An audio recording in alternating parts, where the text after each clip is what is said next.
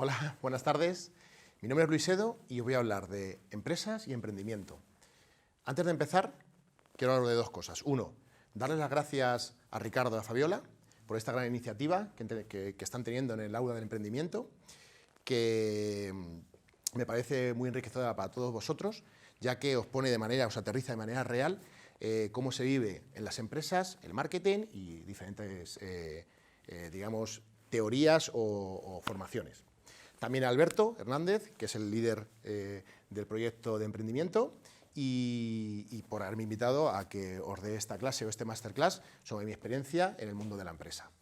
Gracias. Segundo punto. Cuando hay este tipo de charlas o de formaciones, me gusta mucho interactuar con vosotros, poder jugar, preguntaros, que habléis, que os comuniquéis. Y entonces, bueno, por el tema COVID, como todos sabemos, bueno, pues se cambia la norma del juego y hay que adaptarse. Tiene su parte negativa y su parte positiva. Vamos a aprovechar lo positivo. Por lo tanto, os pido que os pongáis un papel en blanco encima de la mesa y un boli para responder a ciertas preguntas que se queden escritas, y dos, para que vosotros mismos también anotéis cosas. Bueno, para empezar, quiero empezar hablándoos de dos libros, ¿no? Que puede ser el libro de vuestra vida, o el libro de la vida de cualquier persona. Por un lado, El éxito fácil y rápido, que además en estos días tanto se habla, y el éxito con esfuerzo, trabajo y sacrificio, con paciencia. ¿Cuál escogeríais? A lo mejor si yo estuviese sentado con vosotros, tenéis edad entre 19, 20, 24 años, por la formación que estáis realizando actualmente, pues elegiría a priori, pues, rápidamente, buscar el éxito rápido, como muchas veces podemos ver en entornos como Instagram o las redes sociales. Y bueno, a mí la experiencia me ha dicho que el éxito puede llegar, pero hay que trabajar mucho, hay que tener paciencia y hay que esperar a las oportunidades que llegan. Y cuando termine esta pequeña charla o esta pequeña formación, me gustaría que volvieseis a reflexionar sobre esta pregunta. Bueno, os quiero hablar desde mi punto de vista, después de años de práctica, de haber transformado una empresa, haber creado otras empresas, alguna con algún fracaso y cierre de empresa, y el haber comprado una empresa. Para mí, ¿cuáles son los 8 pilares básicos para hacer que una empresa perdure en el tiempo, se pueda transformar e incluso puede llegar a ser una empresa de éxito? Primer pilar, la visión. La visión es uno de los conceptos más importantes. Quiero haceros un inciso, y es que todo lo que hablemos actualmente lo vamos a hablar, que puede servirnos para nuestra vida personal como personas, tanto como la vida empresarial. Antes, cuando venía por aquí, antes de meterme en esta aula para daros esta formación, he visto un cartel en el aula de emprendimiento que tenéis, con esa impresora 3D, que decía: si puedes soñarlo, puedes hacerlo. Y me ha gustado mucho, porque precisamente quería hablaros de los sueños. Posiblemente todo empieza con un sueño. Tú sueñas algo y dices: quiero alcanzar esto que estoy soñando. Pero quiero haceros una distinción clara. Los sueños no tienen compromiso. Cuando a un sueño le dotamos de compromiso, es lo que hablamos de visión. ¿Qué es una visión? Tanto en el mundo empresarial como en el mundo personal. Es proyectarnos al futuro. Dar unos pasos, 5 años, 3 años, depende, y ver cómo estamos nosotros dentro de ese tiempo. Es decir, ver cómo nos sentimos, qué vamos a alcanzar. Entonces, ese es el primer momento donde quiero que uséis el folio en blanco y quiero que escribáis, toméis conciencia de cómo os veis dentro de 5 años. Que lo anotéis. Si dudáis o si no tenéis nada que anotar, tenéis un problema. Porque si no sabéis dónde queréis estar de 5 años, podéis acabar donde no queréis estar. Por lo tanto, primer concepto, para mí, entender que la visión es de los temas más poderosos que tenemos, tanto a título personal como a título empresarial. ¿Qué es una visión? Me gusta a mí hacer. La visión tiene que ser retadora, ¿vale? Entonces, si fuésemos esta persona, nosotros nos proyectamos en el futuro. El tiempo que sea, 3 años, 4 años, 5 años, tenemos que objetivar esa visión. Cuando leemos las famosas visiones de las empresas, no están objetivadas, pero las verdaderas visiones de las empresas tienen números, tienen datos, porque tenemos que medir si los pasos que vamos dando nos están llevando a donde queremos. ¿Y qué hacemos para que una visión se pueda realizar? Pues una visión tiene que ser alcanzable, tiene que ser retadora, tiene que ser inspiradora, pero debe ser alcanzable con los recursos de los que disponemos. Y para eso lo que hacemos es subdividirla en pequeños objetivos. Porque esos objetivos que alcancemos nos van a dar poder, nos va a dar confianza, nos va a dar la autoconfianza para seguir avanzando. Esto es lo que llamaríamos una empresa, un planning estratégico que aterrizamos en objetivos estratégicos, alcanzables, con datos numéricos. Los objetivos siempre deben tener datos para que sepamos que vamos consiguiendo esos objetivos. Es importantísimo. Aquí quiero jugar un poco con un concepto que sale en un relato de Borges, no sé si os gusta Borges, a mí me apasiona, me encanta, y tengo un profesor cuando estuve haciendo la formación de coaching, que siempre habla de un relato que se llama Las ruinas circulares, que es un hombre que empieza a soñar a otro hombre y al final acaba siendo soñado por ese propio hombre que ha soñado. ¿Esto qué quiero decir con esto? O sueñas o te sueñan. Y este es el juego que hacía mi profesor, Luis Karchak, y aquí le mando un saludo. Y aquí vengo con esto. Al mundo empresarial, o vives, o trabajas para tu visión, o trabajarás para la visión de otro, que no es ni bueno ni malo, simplemente es diferente, pero quiero que lo entendáis, ¿vale? Por lo tanto, primer pilar para saber a dónde queremos llegar, la visión. Primer pilar fundamental para construir una empresa de éxito.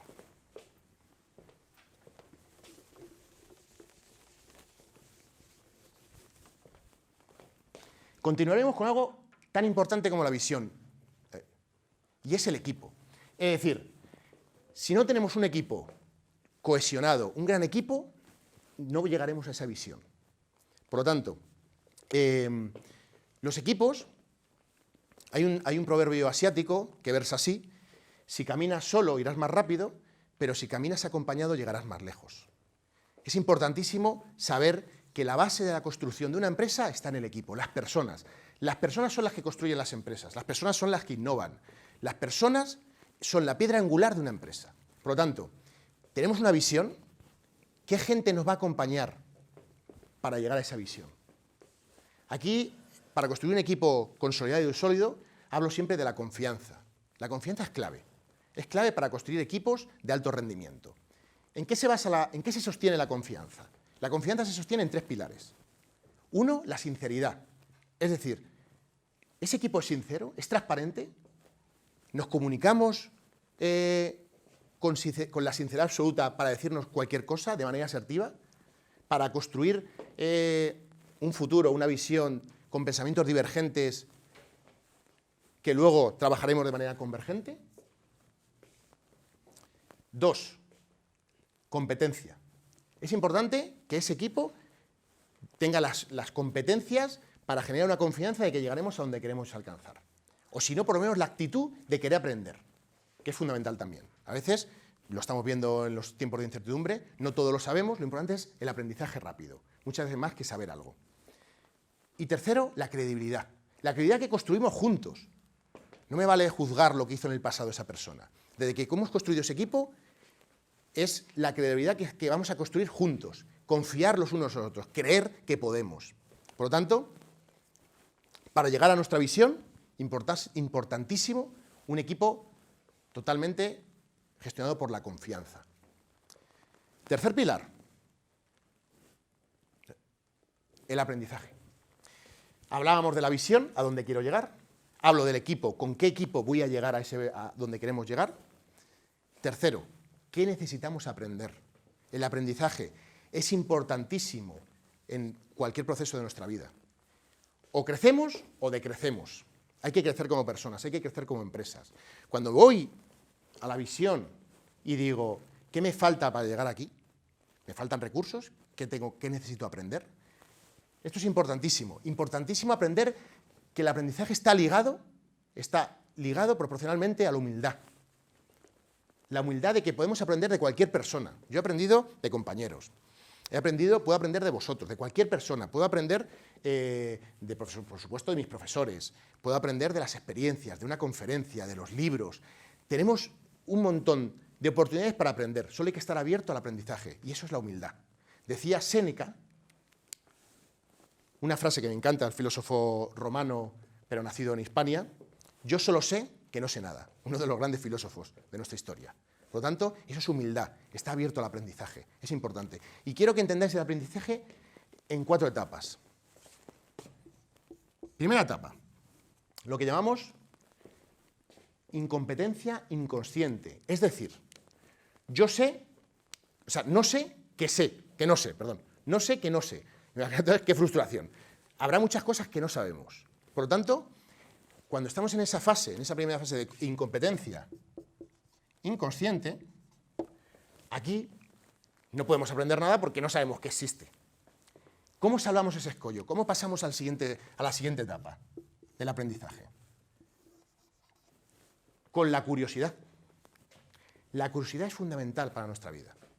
Ser curiosos. Os invito a que ejercitemos el músculo de la curiosidad constantemente. Eso es lo que va a salvar que cuando estemos en un proceso de que no sé nada, esto es que va a eliminarlo. Y vamos a pasar a incompetente consciente. Es decir, no controlo esa actividad, pero sé que tengo que aprenderla. Lo primero que tengo que hacer es saber que tengo un déficit de algo y ya puedo empezar a aprenderlo. Sé que tengo que aprender contabilidad, ¿vale? Pues a aprender contabilidad. Que sería la segunda fase del aprendizaje, que es cuando digo, vale, aquí sé que no sé y empiezo a formarme. Empiezo a tener teoría, práctica, que recordemos, hay que recordar siempre que la verdadera sabiduría viene de la práctica, viene del hacer, de la acción, y nos encontramos en competente, consciente. Es decir, soy competente, pero tengo que estar concentrado para poder realizar esa actividad. Y la he conseguido a través de la formación. Y en esta fase del aprendizaje, la llamamos la fase más agradecida, el aprendizaje es exponencial. Lo que nos pasa luego es que ya el aprendizaje es muy lento, que sería el segundo step, o sea, el último step. Y aquí es donde hablamos, que es digamos, el sumum del aprendizaje, cuando vamos del competente inconsciente. Es decir, tengo una actividad, llámame lo que sea, adquirida, de manera que la trabajo a nivel subconsciente. Es decir, la tengo totalmente integrada. Este es digamos, el objetivo que queríamos buscar en cualquier aprendizaje. Y para llegar aquí, mucha práctica, mucha constancia, compromiso. Por lo tanto, en esta fase, que es la fase más frustrante, es donde tenemos que trabajar continuamente. Hay que aplicar mucha constancia, no desesperarse, seguir trabajando en nuestro horizonte, ese es nuestro objetivo. Por lo tanto, hablábamos de la visión, a dónde quiero llegar, qué gente subo mi autobús para llegar a donde quiero llegar y qué necesitamos aprender. Hay que aprender cosas. Cuarto pilar, la comunicación. La comunicación es clave para cualquier proceso en la vida. Y aquí voy a hacer una distinción clara entre dos comunicaciones. La comunicación interna y la comunicación externa, que ahora la comentaremos. Empiezo por la interna. La comunicación interna es cómo nos comunicamos con nosotros mismos. Porque os quiero decir una declaración, y es, el lenguaje no es inocente. El lenguaje genera realidades, negativas o positivas. Por lo tanto, el lenguaje interno hay que cuidarlo. Dice Anthony Robbins que la calidad de tu vida depende de la calidad de tu comunicación interna. Y es una verdad como un templo, ¿vale? Cómo os comuniquéis va a influir en vuestra actitud, en vuestra manera de vivir, en cómo os enfrentáis a lo que está sucediendo. Es decir, ¿qué me digo yo a mí mismo de lo que está pasando? ¿Lo veo con optimismo? ¿Lo veo con negatividad, sin capacidad de tener acción sobre ello? Por lo tanto, la comunicación interna, vital para construir un diálogo, un argumento de éxito. Y de hecho, quiero haceros aquí un pequeño juego rápido para hablaros de lo que es la comunicación interna y cómo influye en nosotros mismos, ¿vale? Entonces, para esto, sé que sois aulas de unas 20 personas, estáis repartidos en aulas de 20 personas, entonces quiero, tema COVID, que estéis separados con la distancia de 2,5 metros y que os levantéis, ¿vale? Y hagáis lo que yo voy a ir indicando, ¿vale? Nos colocamos más o menos así, los pies no pueden moverse de su sitio, ¿vale? Y vais a extender el brazo, de manera recta. Y lo que vamos a hacer es que vamos a girar todo lo que podamos, hasta llegar al punto de referencia, ¿vale? Yo ya lo tengo. Mi punto de referencia es ese punto. Vuelvo. ¿Vale? Ya está, normal. Nos relajamos y ahora vamos a hacer el juego. Imaginaros, visualizar que tenemos una toalla mojada entre las manos, ¿vale? Y la estamos agarrando de esta manera que yo os indico. Y ahora quiero que hagáis lo mismo que yo estoy haciendo. Vamos a retorcerla. Vamos a retorcerla como si quisiésemos quitarle el agua, la humedad a la toalla, y según la retorcemos, la giramos más aún, empiezan a gotear las gotas, la estamos secando, la apretamos más aún, la seguimos retorciendo con todas nuestras ganas, ahora está muy rígida, muy resistente, y la hemos retorcido lo máximo posible. ¿Vale? Y ahora quiero que repitáis el ejercicio y veáis hasta dónde llega vuestro brazo, ¿vale? Con esto quiero que entendáis que eso es la comunicación interna. ¿Qué me digo? ¿Qué le digo a mi cerebro? ¿Qué le digo a mi subconsciente de lo que está sucediendo? Así puedo construir un relato de éxito.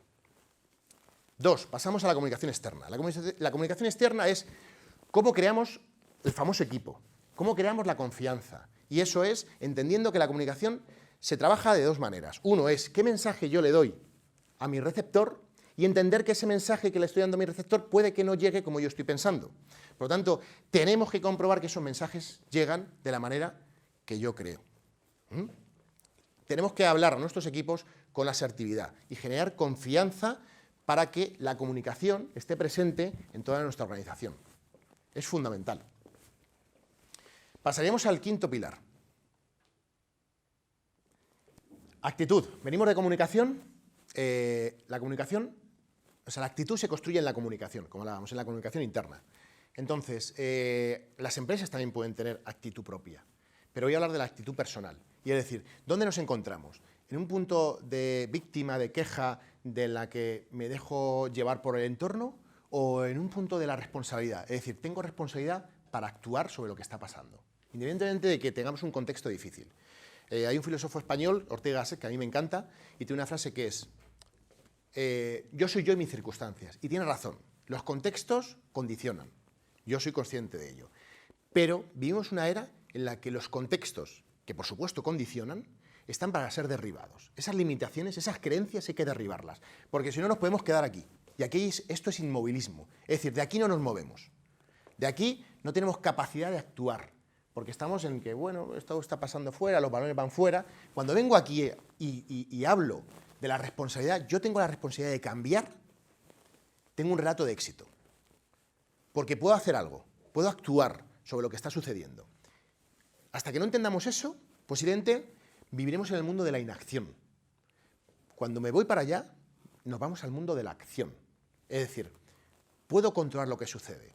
Tenéis el caso, por ejemplo, hay muchos casos para hablar de ellos, casos incluso de gente en situaciones muy desfavorecidas que ha llegado a crear empresas de éxito o carreras profesionales de mucho éxito. En el caso de la responsabilidad, ¿por qué? Porque ellos se responsabilizaron y dijeron, puedo hacer algo con lo que está sucediendo. A veces los contextos son muy difíciles, yo lo entiendo. Tenéis al famoso Viktor Frankl, que escribió el libro En busca del sentido, que estuvo en varios centros de concentración nazis, y hablaba de la actitud. Él hablaba de la actitud, cómo me enfrento a lo que está sucediendo, cuál es mi actitud ante lo que pasa. Y fíjate algo tan dramático como eso, porque tenéis control en vuestra actitud, independientemente de que no tengáis control sobre lo que sucede, que eso nos pasa. Y luego más adelante yo os mostraré cómo en entornos de gran dificultad, gente ha creado grandes empresas porque no se dejó arrastrar por el proceso victimista de la inacción y no moverme, de no tener capacidad de avanzar.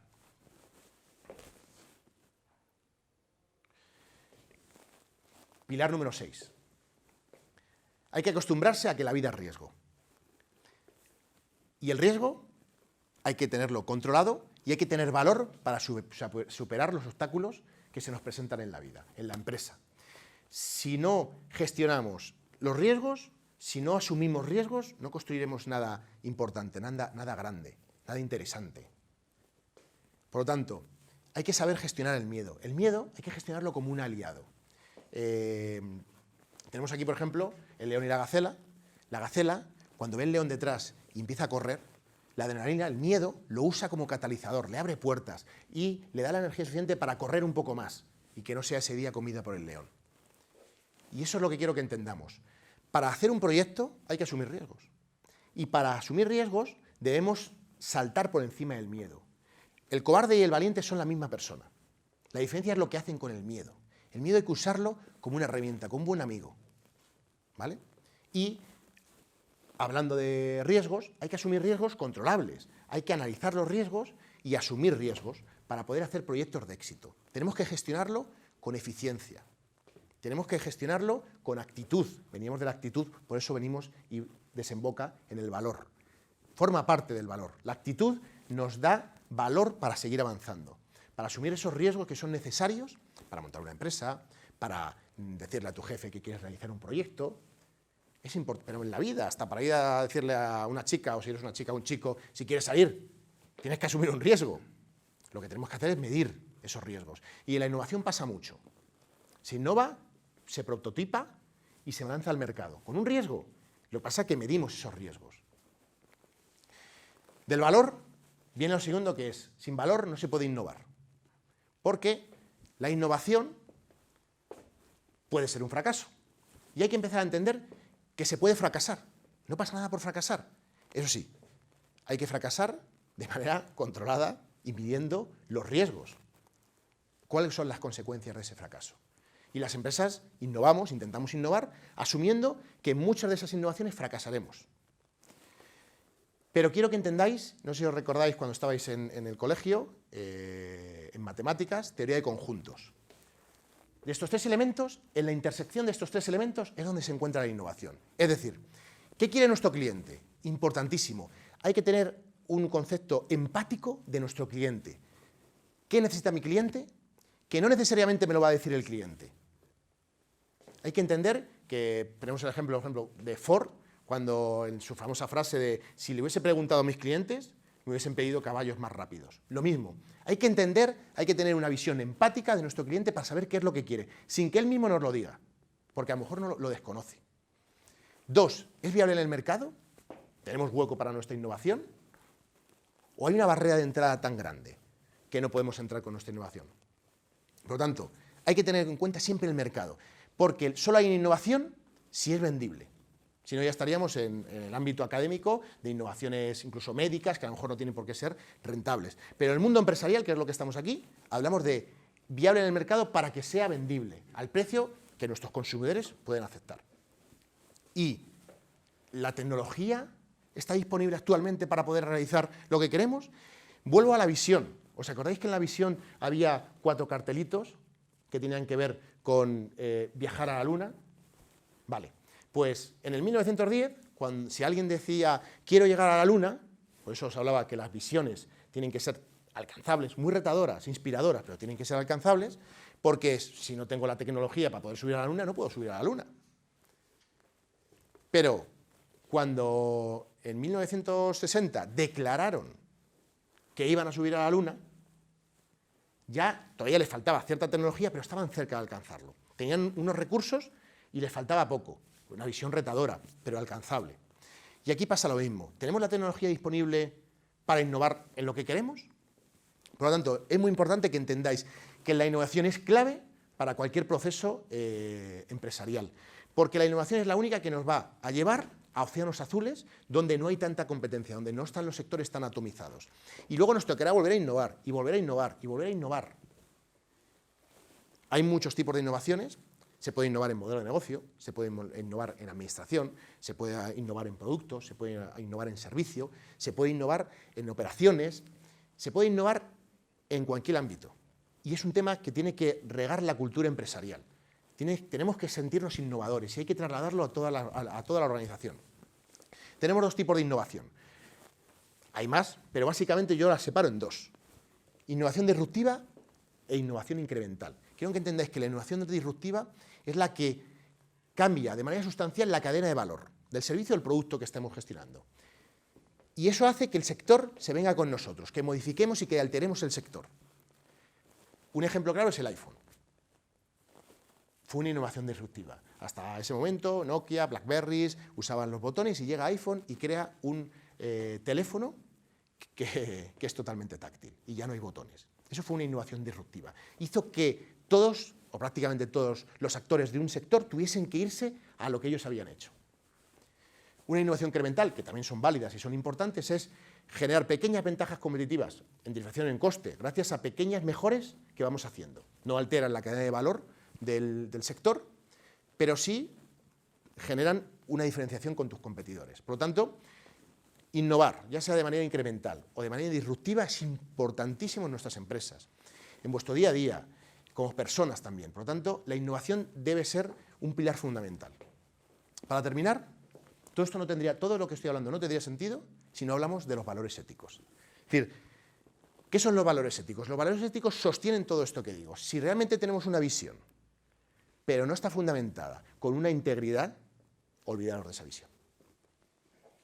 Si mi equipo no sabe que estamos en una empresa que tiene unos valores arraigados de integridad, de sostenibilidad, olvidarnos. Los valores tienen que ser el norte de nuestra brújula. Es fundamental que entendamos eso. Decía Jim Stovall, integridad es hacer lo correcto, aunque nadie nos esté mirando. Una gran frase.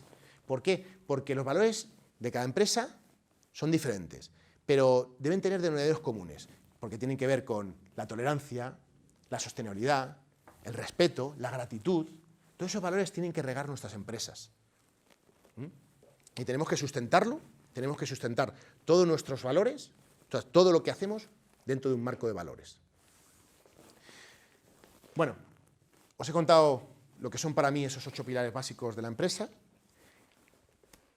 ¿De dónde traigo yo estos pilares? A lo mejor leéis un libro de liderazgo o leéis un libro de X y veréis que pues, un valor puede aparecer en un sitio, otro. Esto viene de la práctica real, de lo que he vivido yo en mis años de experiencia profesional, como os decía, montando empresas, transformando empresas, y para mí, a través de la práctica, no los aprendí en el momento, ha sido en ese bagaje, en ese camino, lo que para mí son los más importantes. Hay más matices en la empresa, hay mucho más en la empresa, pero para mí esos 8 pilares son básicos. Pero quiero que ahora, en ese papel que tenéis, me digáis qué creéis que falta. Si tuviésemos que ponerlo a estos pilares, un suelo, ¿qué le faltaría? Quiero que le deis una pensada, si paráis el vídeo, de 2 minutos y reflexionáis. ¿Qué le falta? La cultura es el conjunto, para explicarlo rápidamente en palabras sencillas, es el conjunto de las normas no escritas, las creencias, la manera de comunicarse en una organización. ¿Vale?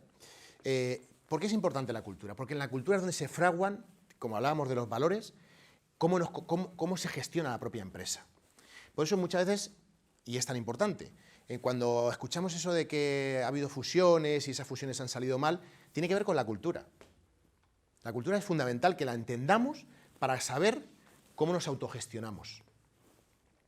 No es lo mismo la cultura de White Platter House que la cultura de Google.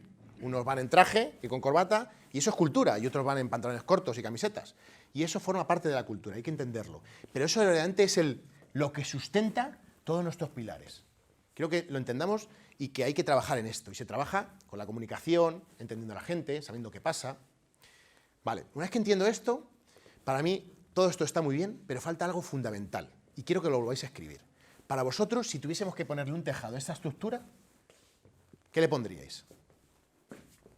¿Qué palabra usaríais? ¿Qué concepto usaríais? Falta algo importantísimo, de lo que todavía no he hablado aposta, pero que riega una empresa, que riega vuestras vidas. Cualquier persona de éxito, cualquier persona que ha conseguido algo, que cualquier empresa, tiene un denominador común, importantísimo.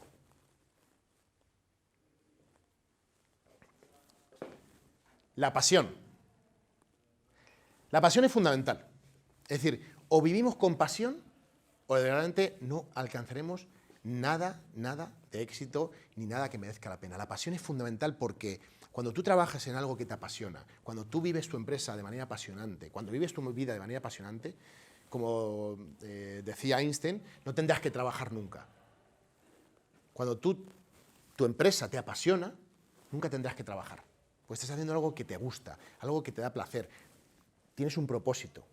Y la pasión es un multiplicador. Hace que todos trabajemos con esfuerzo, que cuando nos caigamos nos levantemos, que nos levantemos cada día. Por lo tanto, hay que entender que tenemos que encontrar cuál es nuestra pasión. Y si estamos en una empresa que no nos gusta, habrá que cambiarse. La pasión es importantísima.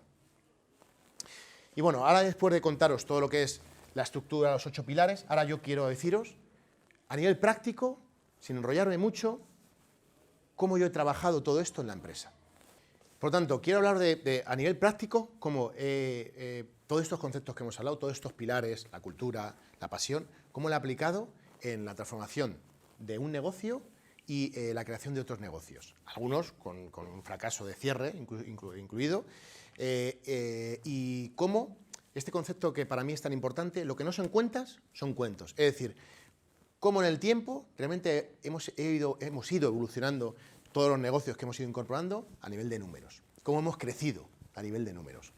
Por lo tanto, y cómo lo auno, cómo esos aprendizajes se han ido integrando en la propia experiencia, porque el aprendizaje, como hablaba, la sabiduría viene de la formación, de lo que yo aprendo teóricamente y sigo practicando, y de mi propia experiencia. Y cómo lo he ido integrando, y esos pilares han ido formando parte de mi manera de gestionar.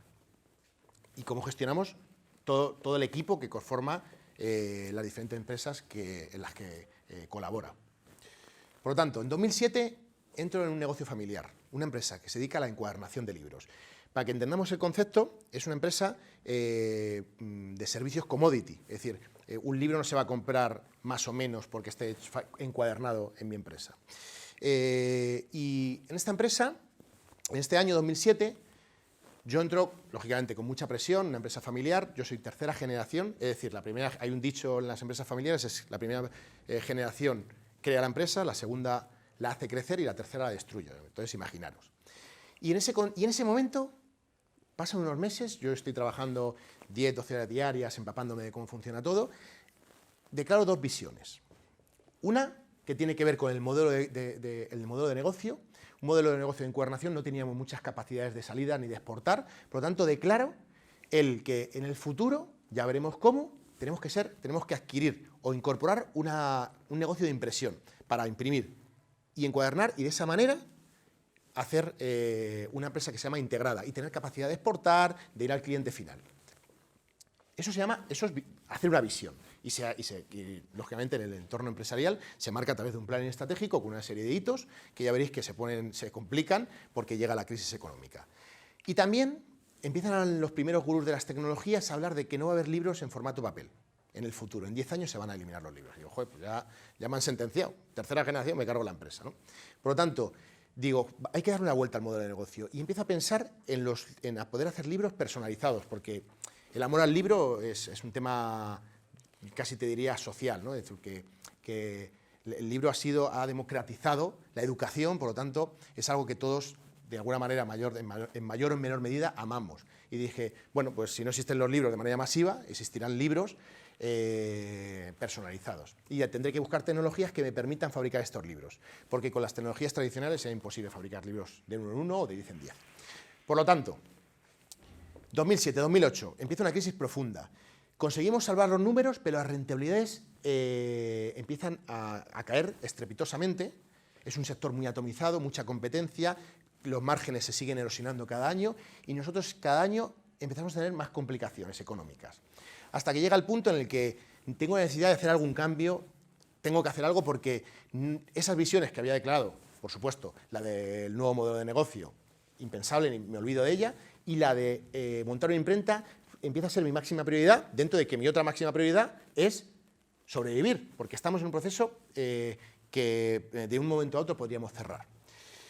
En ese momento creo que debemos dar un impulso en la eficiencia. Y por lo tanto, hago un máster de procesos y Lean Management para impulsar a nivel de eficiencia y de costes nuestra industria, de dar mejor servicio Y esto es un hito importante en nuestra organización.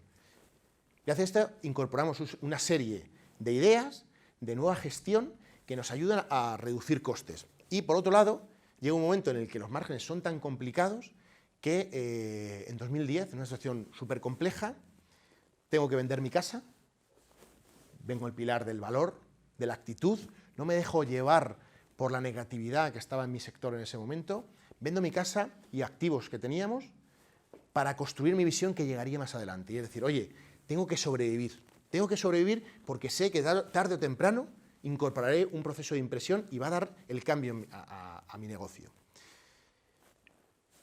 2011, la cosa se complica, como ves, aún más a nivel de números. 2012, la situación ya es tremenda, caemos un 20%, los márgenes están totalmente erosionados, estamos en negativo, no llego casi a pagar los sueldos a final de mes, la situación es súper compleja.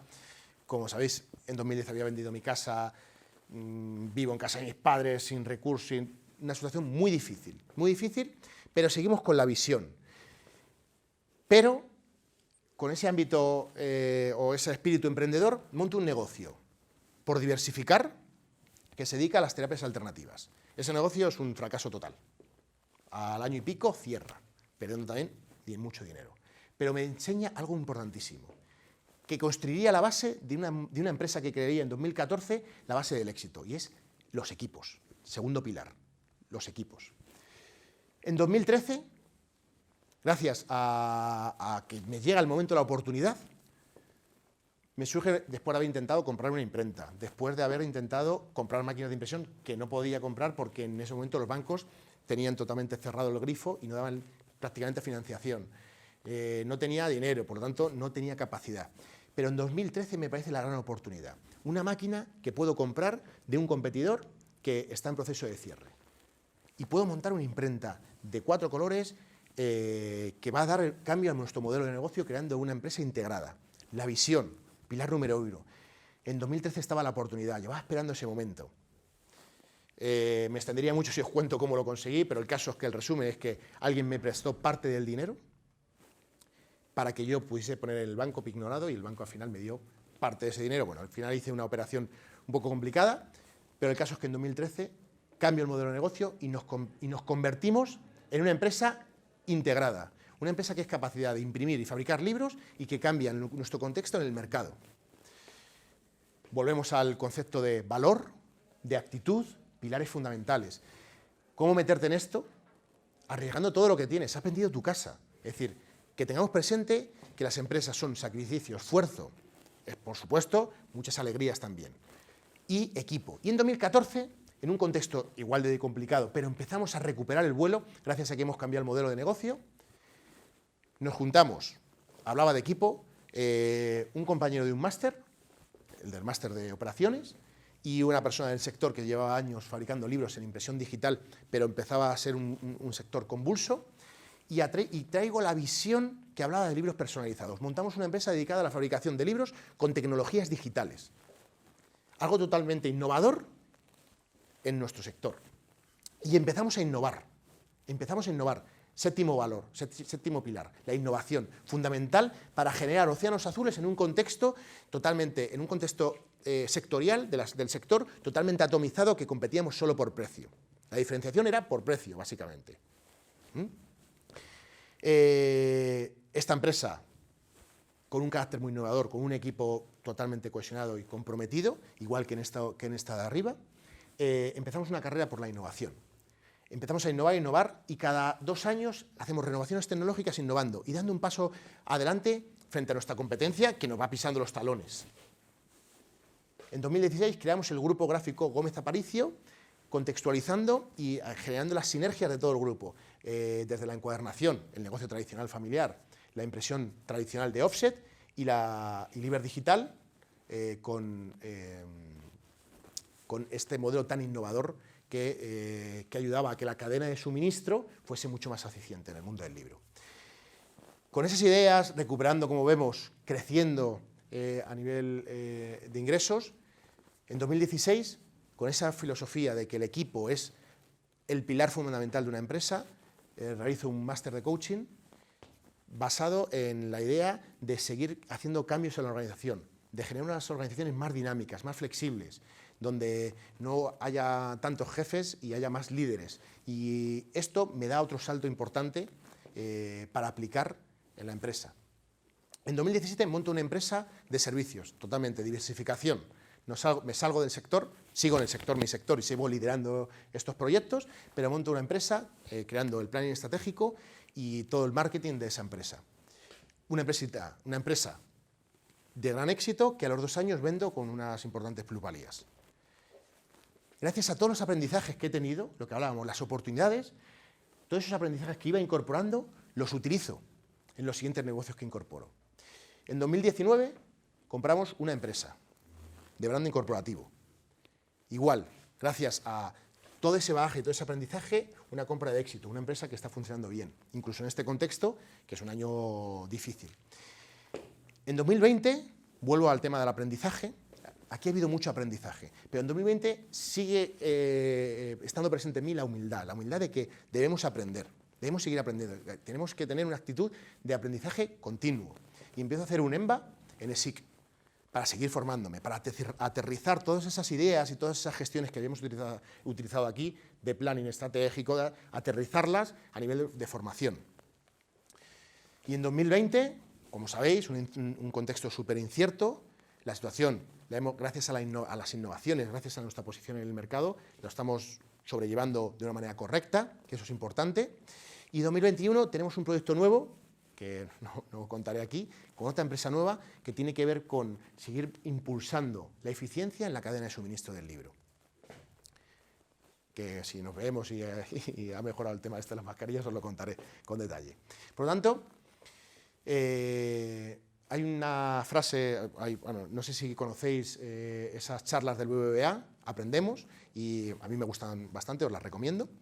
Hay una en especial del Mago More, que me encanta, y le hacen una pregunta en la charla, le dice, Mago More o no sé, ¿qué opina usted de los libros de autoayuda? Porque por lo visto en alguna ocasión, no es que haya hablado mal, a mí personalmente me encantan, pero le preguntan porque habrá hecho algún comentario específico.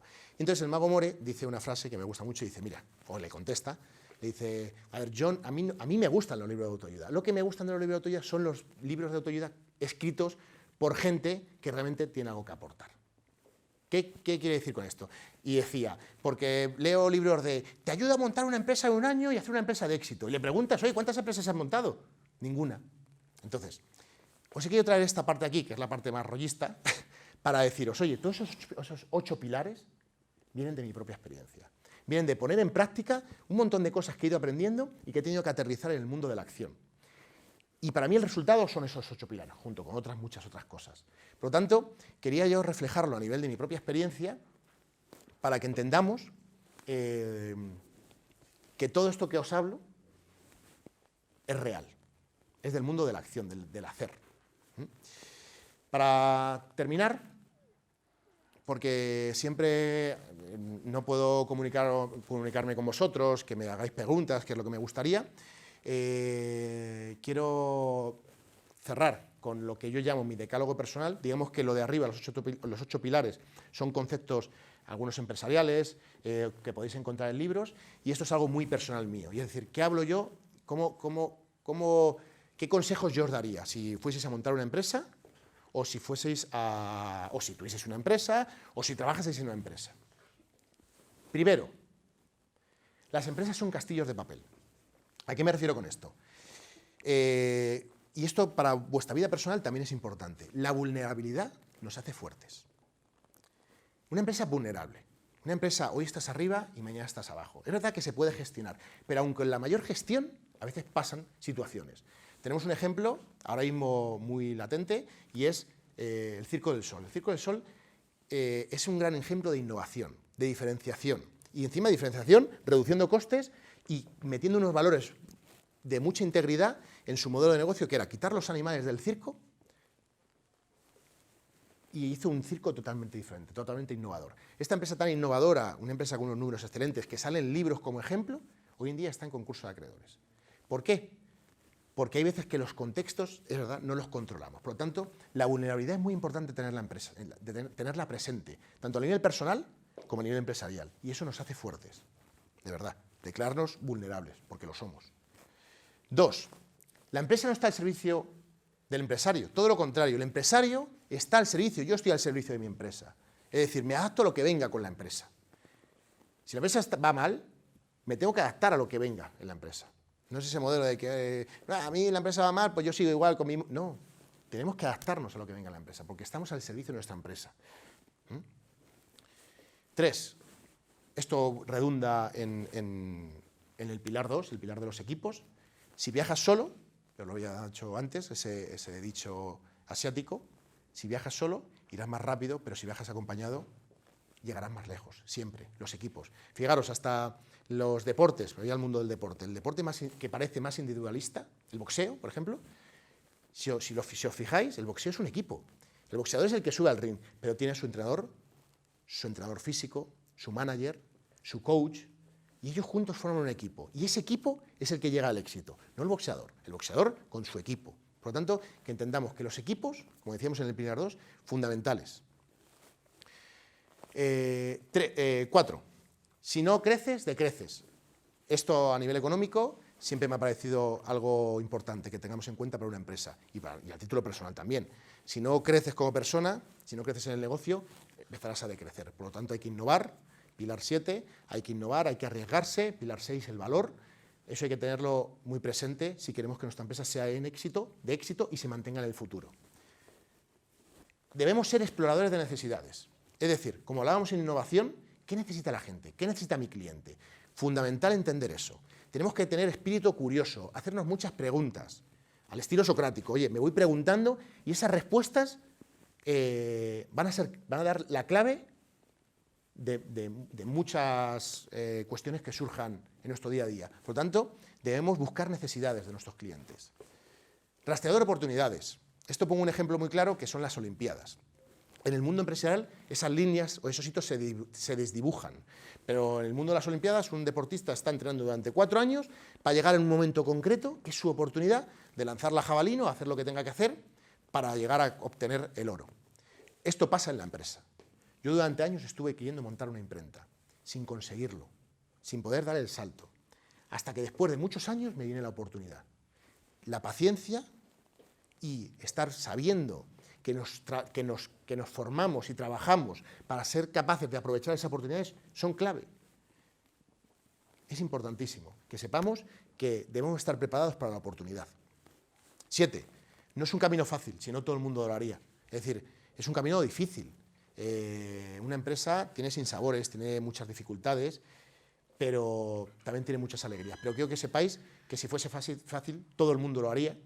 Por lo tanto, quiero que entendamos que, aunque es un viaje apasionante, aunque es un viaje muy bonito, debemos saber que va a tener dificultades. Por lo tanto, la actitud y el valor deben acompañarnos siempre. La mejora continua. La mejora continua es fundamental, tanto en nuestras vidas como en una empresa. El método Kaizen, debemos crecer cada día, debemos analizar lo que estamos haciendo, analizar el statu quo de las cosas, hacernos muchas preguntas, revisar si lo que hacemos se puede hacer de otra manera más eficiente. Es clave tener ese espíritu, y es un tema a nivel cultura, que nos impulse hacia la mejora, que nos abra nuevas puertas. 8, que me lo he saltado. Para realizar un gran viaje, un viaje de 2.000 pasos, de 10.000, de 100.000, empezamos por un primer paso. Y esto es una metáfora del mundo de la acción. No me vale que nos quedemos en lo que hablábamos antes, los sueños. No, hay que moverse, hay que hacer cosas. Hay que formarse, hay que trabajar, hay que hacer que las cosas sucedan. Y 10, y más lo estamos viviendo en estos tiempos, mucha flexibilidad. Flexibilidad mental, flexibilidad empresarial, flexibilidad en nuestras estructuras. Debemos ser empresas que se adapten al cambio y generar cambios. No solo es adaptarnos, que es importante, pero hay que generar cambios y eso requiere mucha flexibilidad. ¿Vale? Y ahora ya sí que para terminar, volviendo al tema de la actitud, mucha gente dirá, no, pero claro, es que los contextos, lo que hablábamos, los contextos, sí es cierto los contextos, yo tenía un contexto súper complicado, es salir del modelo de una empresa como la mía y crear un modelo de relativo éxito con diferentes líneas de negocio y una de ellas muy innovadora, tenía unas barreras muy difíciles de superar y lo superamos. Por lo tanto, los contextos están para ser derribados. Las creencias limitantes hay que derribarlas, hay que quitarlas de nuestra mente, hay que trabajarlo. Aquí tenemos ejemplos claros. Por no alargarme mucho, los podéis revisar vosotros en internet y ver qué tipo de gente ha superado grandes contextos y dificultades. Aquí tenemos a Ana, a la que llamaban la abuela Moses. Esta mujer, con 80 y pico años, empezó a pintar. Y uno de sus cuadros se llegó a vender por 1 millón de euros o de dólares. Por lo tanto, es decir, nada nos limita, no nos limita nuestra edad, no nos limita nuestro entorno. Debemos ser capaces de vivir con pasión y hacer lo que nos ilusione, lo que nos apasione. Y eso nos lleva a alcanzar grandes cosas de éxito. Kevin Dow, este chico de Sierra Leona, no sé si habéis estado alguno en África los barrios, o en diferentes países de África, como puede ser Sierra Leona, los barrios son diferentes aquí. ¿Vale? Este chaval se iba por las mañanas, cuando salía del colegio, a un vertedero. Cogía diferentes cacharros y se autoformaba él mismo, con pasión, con ilusión. Este chico tenía un entorno, un contexto súper difícil. Salió de ese contexto y hoy trabaja en Canadá, en proyectos de innovación, liderando proyectos de innovación. Por lo tanto, entiendo las circunstancias, pero las circunstancias están para ser derribadas. Y ya para terminar, simplemente quiero daros las gracias y quiero cerrar con un tema concreto. Para terminar, quiero cerrar hablando de la innovación, que me parece fundamental en las empresas. Quiero terminar con un juego y que de alguna manera nos inspire a que todo se puede hacer de una manera diferente. Y me imagino que en algún momento, que ahora está tan de moda, todo el mundo habrá jugado a lo que se llama el pensamiento de fuera de la caja, y 9 puntos que tenemos que unir con 4 líneas, sin levantar el boli. Y entonces es un reto que tienes que buscar. ¿Cómo se consigue? Con lo que se llama el pensamiento fuera de la caja, el pensamiento disruptivo. Antes hablábamos de las innovaciones disruptivas, y se hace pensando de manera diferente, ¿vale? Lo podéis ver en internet, en un montón de sitios. Esto pasaríamos por aquí, vendríamos aquí, haríamos así, y en 4 trazos, sin levantar el boli, lo terminaríamos, ¿vale?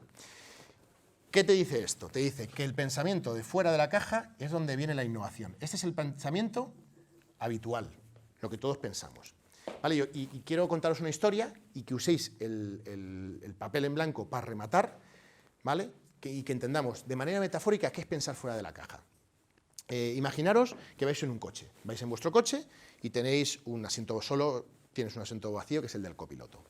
Una tormenta tremenda, un vendaval, y voy con el coche y de repente una parada de autobús, con ese vendaval lloviendo, y ves a la mujer de tu vida, o al hombre de tu vida, si eres una mujer, la ves ahí, en ese contexto, y oye, la tengo que ayudar.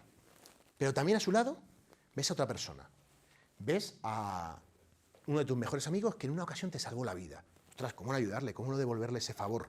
¿No? Y 3, ves a una mujer mayor que tiene pinta de que necesita ir al hospital. O sea, ve enferma y hay que llevarla corriendo al hospital. ¿Qué haríais? Esas son preguntas que se usan muchas veces en formaciones, en recursos humanos, y es para ver cuál es vuestro modelo de pensamiento. Cualquier respuesta es válida, ¿eh? Que sois muy apasionados y recojo a la mujer de mi vida o el hombre de mi vida, genial. Que sois 100% leales y que recoges a tu amigo, genial. Que los valores están por encima de todo y recoges a esa mujer y la llevas, a esa mujer mayor y la llevas corriendo al hospital, válido también.